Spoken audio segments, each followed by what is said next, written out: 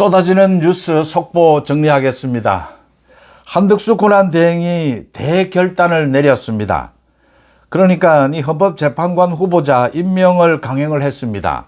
40명만 임명한 것이 아니라 오는 18일 이제 퇴임을 하는 문형배 이미선 이 후임자까지 정했습니다. 후임자로는 이완규 법제처장. 이완규 법제처장은 뭐 다들 잘 아시다시피 윤 대통령과는 동기고 굉장히 올바른 또 뭐 클린 이 굉장히 청렴하고 올바른 이 법조인입니다. 윤 대통령의 변호를 많이 맡았었죠. 또 함상훈 서울고법의 부장판사입니다. 이미 윤 대통령이 만약에 이 문형배 이미선 재판관 후임으로 임명을 한다라고 했을 때 후보자로 거명이 되던 사람들입니다. 이완규, 함상훈, 권한대행이 이 두 사람에 대해서도 재판관으로 임명을 했습니다. 그러니까 이 문제가 많은 마흔혁은 뭐 사회주의자입니다. 공산주의자입니다. 이 마흔혁을 임명을 하는 대신에 한덕수 권한대행이 문형배 이미선의 후임자까지를 선정했다. 한덕수 권한대행으로서는 사실은 큰 결단이고 오늘 대국민 담화에서도 자세하게 밝혔습니다. 모든 책임은 자신에게 있다. 그런데 국가를 위해서 이런 결단이 필요하다. 지금 많은 의미를 함축하고 있습니다. 그러니까 저도 이 송재TV를 통해서 말씀을 드렸습니다. 이걸 임명하지 않으면 다음 차기 대통령이 임명하게 되는데 그러면 헌법재판소가 완전히 한쪽으로 기울어져 버린다. 큰일 나는 부분이다.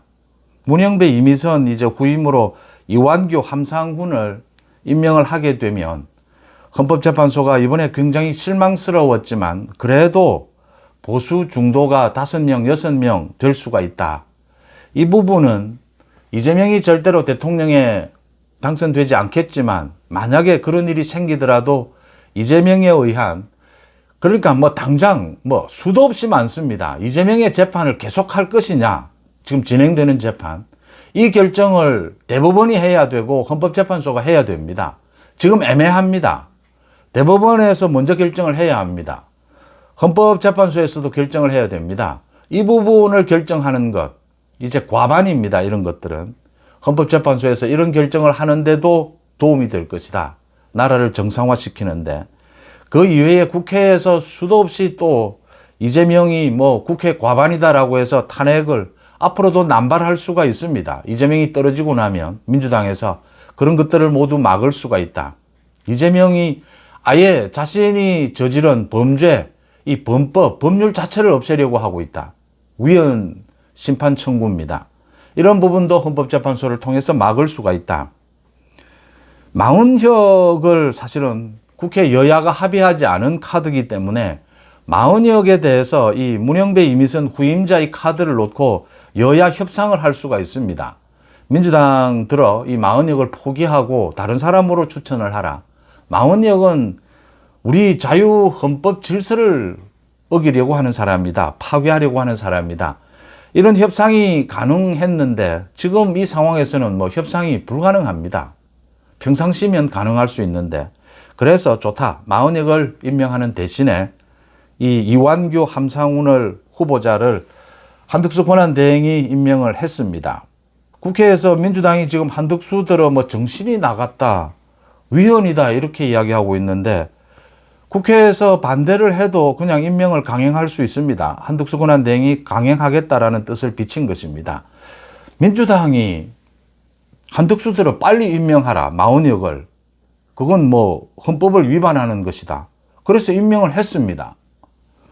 지금 문형배 이미선 후임자는 임명하지 마라. 이건 또 무슨 이야기입니까? 그러면 권한대행이 대통령 권한대행이 국회에서 추천하는 사람은 임명을 해야 되고 대통령 추천하는 몫은 임명하면 안 되고 무슨 법이 이런 법이 어디에 있습니까? 누가 지금 정신이 나간 겁니까? 오늘 권성동이 이재명에 대해서 저 1인 독재를 할 것이다.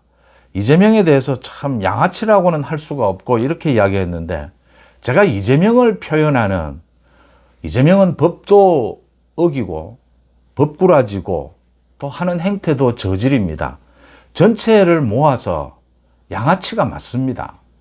제가 지난 40년 동안 겪어본 많은 정치인들 중에 뭐 이런 사람도 있고 저런 사람도 있습니다. 근데 이재명 같은 사람은 없습니다. 저렇게 복합적인 문제를 안고 있는, 그래서 마땅한 표현이 생길 때까지는 사실은 저 양아치라고 부르는 게 맞습니다. 정치 양아치, 양아치 짓입니다. 어떤 사람에 대해서 제가 뭐 양아치라고 하는 것은 좀 그렇다 하더라도 저 행태는 양아치 짓입니다. 이 이재명의 이 양아치 짓, 한덕수에 대해서 국회에서 추천하는 재판관은 임명을 하고 대통령 몫은 임명하지 말라. 이런 기준이 어디에 있습니까? 임명을 하면 같이 하는 것이고 법은 공정해야 되는 것이죠. 형평성이죠. 한덕수의 결단이 돋보입니다. 한덕수에 대해서 오늘 오전에도 제가 이 한덕수가 이재명의 대항마로 등장하는 것이 어떻느냐. 가능하다면 다 투입을 해야 합니다. 뭐 한덕수 아니라 뭐 누구라도 다 투입을 해야 합니다. 그런데 일단 한덕수도 뭐 투입을 할 의지가 있다면 한덕수가 출마에 나설 겁니다. 그런데 한덕수 권한대행이 지금 선거에 나설 의향이 없습니다. 한덕수 권한대행은 정말 말 그대로 엘리트 관료입니다. 지금 이 트럼프 관세 폭탄, 관세 전쟁, 이게 지금 뭐 어마어마합니다. 이 문제를 푸는데 제가 이 국무회의 분위기를 들으니까 한덕수가 실무에서부터 끝까지, 최후 결정까지, 인맥까지 한덕수를 능가할 사람이 없습니다. 지금 우리 정부에서. 이 선거 근육, 정치 근육이라고 합니다. 이 선거를 치르기 위해서는 거기에 합당한 근육이 있어야 됩니다. 맷집이 있어야 되죠. 한덕수 총리는 그런 부분과는 좀 거리가 있다. 본인이 또 하지 않으려고 한다. 그런데 한덕수를 영입하자라는 뭐 이야기 자체만으로도 지금 흥행에 도움이 된다라고 하니까 그 부분까지 막을 필요는 없는데 이런 것들입니다. 한덕수가 필요한 장면입니다. 이재명을 제압하기 위해서 한덕수의 몫입니다. 저는 크게 두 가지라고 봅니다. 헌법재판소, 재판관 이 임명을 통해서 헌법재판소를 정상화시켰습니다. 그래도 합리적으로 믿을 만한 사람들로 절반 이상을 채웠습니다. 또 하나 한덕수가 해야 될 몫이 있습니다. 다음 달까지. 차기 대통령이 선출될 때까지 트럼프 행정부가 정상적인 우리와 관세 협상을 매듭짓지는 않을 겁니다. 그런데 충분히 그 준비는 다 하게 될 겁니다. 한덕수 권한대행이 이 부분에 대해서 유의미한 성과를 거둔다면 이게 이재명을 제압하는데 엄청난 효과가 있을 것이다.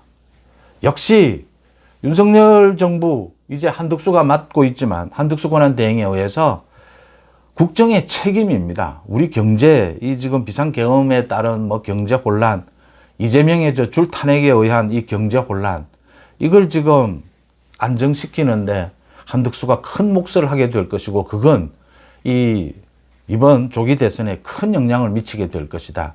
이 부분도 절대 놓쳐서는 안 됩니다.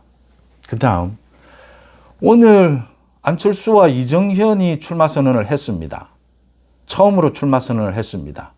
뭐 많은 여론조사들이 나오고 있습니다. 누가 지금 국민의힘 전통 지지층, 당원들의 지지를 많이 받고 있느냐, 중도층은 누가 강하냐, 뭐 대체적으로 나뉩니다. 이제 출마 선언도 쭉 잇따르게 될 겁니다. 제가 송원재TV에 지금 많은 댓글이나 많은 분들의 의견을 듣고 있습니다. 저는 제1순위가 이재명 제압이라고 봅니다. 그래서 지금은 윤 대통령도 지켜야 하고 이 당원들의 생각도 중요하고 문제는 제가 가장 관심 있게 보는 것은 앞으로 한 달 안에 이 한 달이라고 하는 짧은 사이에 송원재TV의 지금 회원분들, 구독자분들, 시청자분들의 생각은 어떻게 바뀌어 가는가? 굉장히 빠르게 바뀌어 갈 것이다. 윤 대통령에 대한 파면도 잘못됐다. 윤 대통령을 지켜야 된다도 굉장히 중요합니다. 또 하나는 이재명을 제압해야 된다는 것도 굉장히 중요합니다. 이게 하나로 합쳐질 수도 있고 이게 괴리될 수도 있습니다. 이게 괴리되느냐 합쳐지느냐는 당원들의 생각, 지지층의 생각이 결정적입니다. 어떻게 바뀌느냐. 윤 대통령을 지켜야 하는데 어떻게 하면 지킬 수 있느냐. 이재명을 제압해야 지킬 수 있다. 이재명 제압을 통해서 윤 대통령을 지키자 쪽으로 어떻게 이동을 하느냐. 전체 주류가 결국은 뭐 이게 당심 50% 민심 50%라고 하지만 당심 윤석열 정부 지지층 보수우파 지지층이 결정을 하게 됩니다. 어떻게 이 여론의 흐름이 바뀌게 될 것이냐, 송은재 TV의 이 시청자분들의 여론 흐름은 어떻게 바뀌어 갈 것이냐, 저는 이게 가장 중요하다고 봅니다. 저는 솔직히 지금 김문수 장관도 오늘 사퇴를 했습니다. 사퇴를 하고 이제 곧 출마 선언을 준비를 합니다. 이 김문수나 오세훈, 홍준표, 한동훈, 안철수 모두에게 지금 이 후보 경선에 나설 때 어떤 태도를 취해야 하느냐, 어떤 메시지를 내야 되느냐, 많은 이야기를 하고 싶습니다. 하고 싶은 말도 많습니다. 그런데 말씀드린 대로 자제하겠습니다. 모두 메시지가 나올 때까지 평가하지 않겠습니다. 어떻게 해야 이길 수 있다라는 것도 생각할 수 있고, 후보자라고 하지만 많은 정보를 받겠지만 후보자들의 결정이 언제나 옳은 것은 아닙니다. 저는 제3자로서 정말 객관적으로 들여다보고 있습니다. 객관적인 제3자가 맞을 때도 있습니다. 이게 당사자가 더 맞다, 또 제3자가 맞다, 이런 경우가 있습니다. 저는 그래도 객관적이고 공정하게 보려고 하고 있다. 제가 유튜브를 하면서 독립적이고 공정하고 균형감 있게 유튜브를 운영하기 위해서는 딱 한 가지만 지키면 된다고 생각합니다. 수입으로부터 자유로워지면 그러니까 이 경영입니다. 지금 언론을 옥죄는 것은 가장 큰 것이 경영입니다. 과거에는 권력이었는데 지금은 유튜브에 대해서 사실은 유튜브는 규제가 거의 없는 상태입니다. 지금은. 저는 유튜브에 대해서도 가짜뉴스는 걸러내야 된다. 이 언론, 유튜브 모두 가짜뉴스는 철저히 제재를 해야 된다라는 입장입니다. 앞으로는 그렇게 될 겁니다. 지금의 유튜브는 두 가지 문제가 있습니다. 하나는 가짜뉴스가 있고 하나는 저질이 있습니다. 저질은 시청자분들이 걸러내줘야 합니다. 가짜뉴스는 김어준 같은 경우에는 가짜뉴스입니다. 이 가짜뉴스는 법으로 철퇴를 가해야 합니다. 이제 그 방법이 남아 있는 것이고요. 지금 유튜브는 그래서 이 수입 구조, 그러니까 이 경영 문제에서만 좀 자유로우면 저는 그 부분에 있어서는 상당히 좀 자유롭다라고 생각합니다. 그래서 객관적일 수 있다, 공정할 수 있다라는 말씀을 드리고요. 그런 관점에서 많은 얘기를 하고 싶지만, 방송으로도 하고 싶고 개인적으로도 하고 싶지만 자제합니다. 모두의 메시지가 나올 때까지. 오늘 안철수, 이정현은 전 당대표였죠. 이정현이 이 출마 선언을 했습니다. 안철수가 윤 대통령과의 거리 조정이 지금 가장 중요하죠. 지금 당내 경선에서는. 윤 대통령과의 단일화를 후회한다라고 했고, 이 중도층, 지금 40% 절반 가까이 되는 중도층이 후보를 결정하지 않고 있습니다. 중도층에는 안철수가 강점이 있지 않느냐라고 했습니다. 그러니까 제가 안철수에게 기대하는 것은 얼마만큼 중도의 표, 또 특히 민주당의 이 지지층까지를 끌어올 수 있느냐, 반 이재명으로. 그렇게 안철수가 끌어와야 이번에는 원팀입니다. 모두 지금 반 이재명이 국민의힘을 중심으로 모두 뭉쳐 있습니다. 안철수의 몫은 그것이다. 중도와 이 외연 확장입니다. 그 부분을 끌고 와서 이 경선 속에 녹여내야 한다. 이정현도 이정현 나름대로 또 자기 독특하지 않습니까? 이정현은 친박이기도 하고 또 전남 출신이기도 하고 그런 몫이 있을 것이다라고 봅니다. 김문수 장관도 오늘 사퇴를 하고 이제 출마 선언 준비를 합니다. 이런 부분들이 있고요. 개헌 문제에 저는 이재명이 헛발질을 또 한 것이다라고 봅니다. 우원식이 곧바로 반발을 했습니다. 이재명이 말이 달라지고 있다. 우원식의 얘기입니다. 지금 개헌을 못한다라고 하는데 국민투표법을 15일까지 바꾸면 됩니다. 개정하면 됩니다.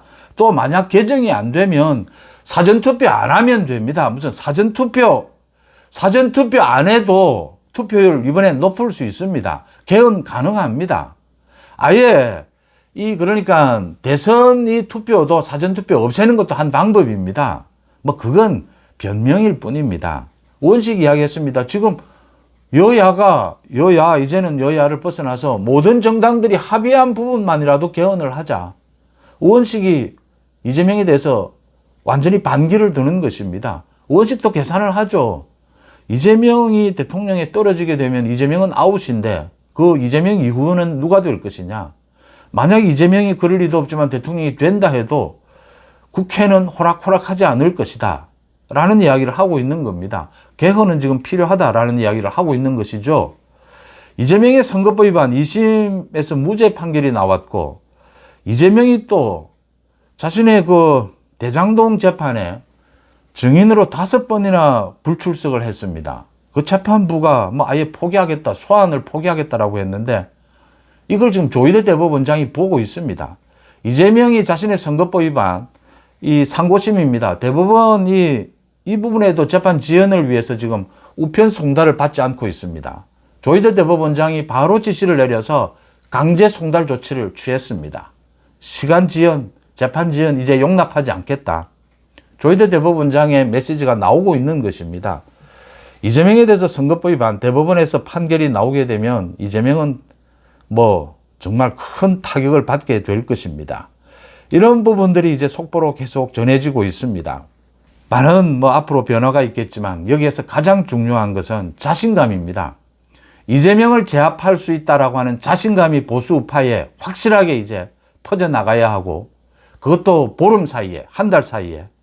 또 하나 중요한 것은 지금 생각하고 있는 윤석열 대통령에 대해서 비상계엄이 옳았느냐 아니냐, 윤석열 대통령에 대한 탄핵, 헌재의 탄핵에 대해서 반대한다, 뭐 어떻다, 이 모든 것을 떠나서 윤 대통령을 지키기 위해서라도 이재명은 제압해야 된다. 그러려면 지금 15명, 20명 가까이 나오게 될 이 국민의힘 대선 후보들을 놓고 모두 선입견을 내려놓고 누가 나서야, 어떻게 여론이 결집이 되어야, 어떻게 여론이 바뀌어야 이재명을 제압하는 한 명의 후보를 탄생시킬 수 있느냐. 이 부분으로 빨리 생각이 바뀌어야 사실은 당심 50%다, 민심 50%다 큰 의미 없다라고 봅니다. 얼마나 빨리 바뀌느냐, 얼마나 결속력을 보여주느냐, 여기에 승부가 달렸다. 이재명은 결국 제압할 수 있고 이재명은 제압당할 것이다, 격리당할 것이다 라는 점, 이 자신감을 가져야 된다 이렇게 봅니다. 뉴스 속보 전해드렸습니다. 고맙습니다.